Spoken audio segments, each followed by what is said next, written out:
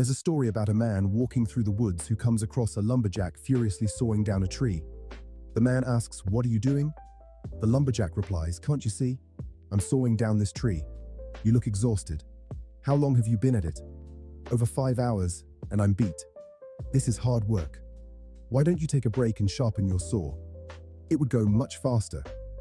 The lumberjack responds, "I don't have time to sharpen the saw. I'm too busy sawing." Sound familiar? Working harder instead of smarter. Grinding instead of improving. Busy instead of effective. Today I'm breaking down The 7 Habits of Highly Effective People by Stephen Covey, a book that sold over 40 million copies. And here's why it's different. It's not about hacks or shortcuts. It's about becoming a fundamentally different person. Insight 1. You're either reactive or proactive. Most people go through life reacting to whatever happens to them. Bad traffic, ruined day. Rude comment, ruined mood. Market crashes, panic.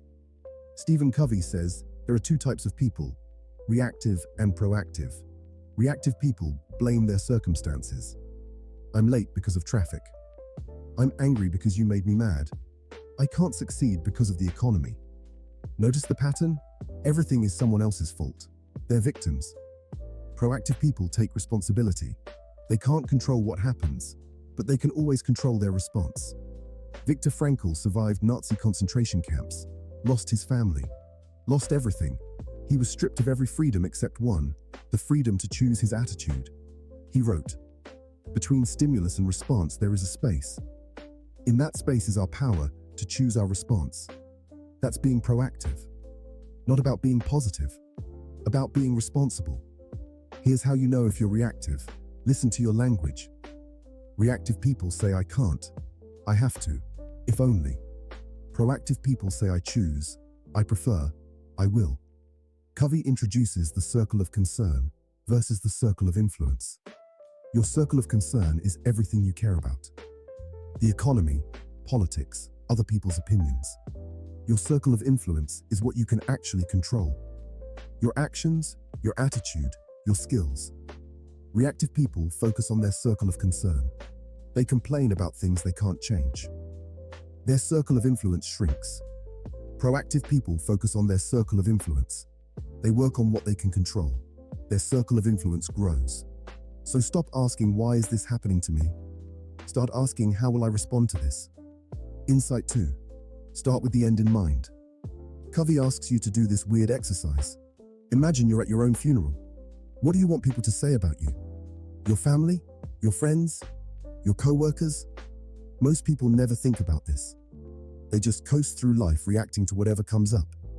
If you don't decide what you want your life to mean, other people will decide for you.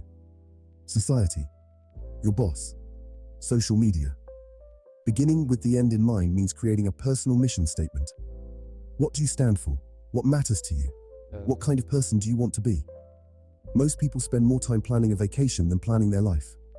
Covey tells this story about workers cutting through the jungle. They're making great progress, chopping away efficiently.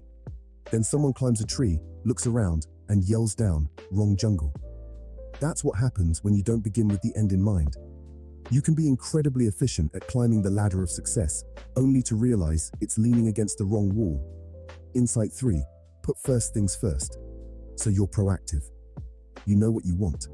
Now what? Now you have to actually do the important things instead of just the urgent things. Covey has this framework called the time management matrix. Everything falls into 4 categories. Quadrant 1, urgent and important.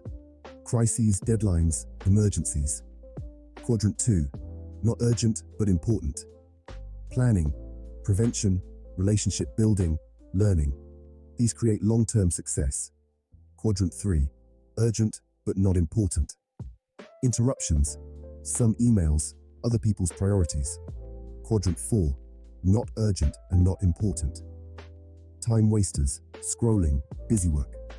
Most people live in quadrants 1 and 3, constantly putting out fires and responding to other people's urgency. They never have time for quadrant 2. But quadrant 2 is where all the magic happens. Working out isn't urgent, but it's important. Building relationships isn't urgent, but it's important. Effective people schedule quadrant 2 activities first. They block time for important things before urgent things eat up their calendar. If you don't schedule time for what's important, you only have time for what's urgent. Insight 4. Think win-win or no deal.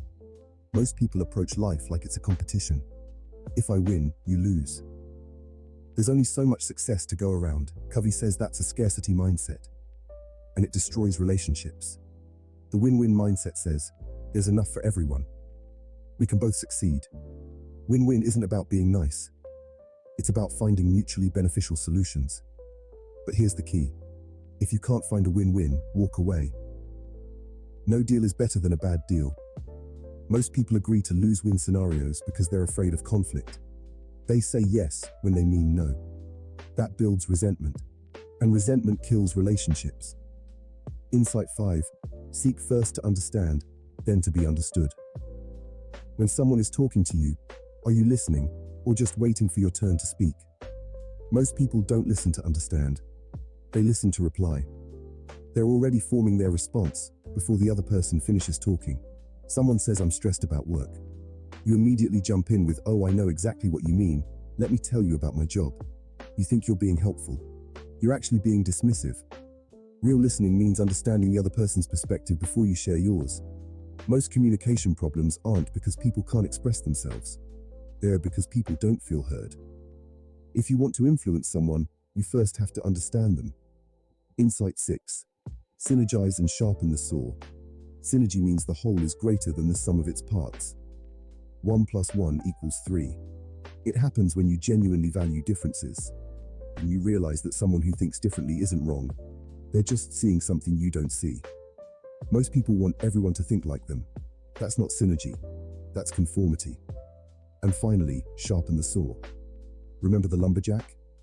He's too busy cutting to sharpen his saw. Most people are too busy working to invest in themselves. They don't exercise because they're too busy. They don't learn because they're too busy. And they wonder why they're exhausted and ineffective. Covey says you have to invest in 4 areas: physical, mental, emotional, and spiritual. Work out. Read. Build relationships. Reflect. If you don't take time to sharpen your saw, eventually you'll be working twice as hard to get half the results. So here's what the 7 habits is teaching you. Take responsibility for your life. Know what you want before you start running. Do important things, not just urgent things. Create win-win solutions. Listen before you speak. Value different perspectives. And invest in yourself. This isn't about productivity hacks. It's about becoming effective at a fundamental level. If this video helped you, subscribe for more breakdowns. And pick 1 habit to work on this week. Just one. The best time to start was yesterday. The second best time is right now.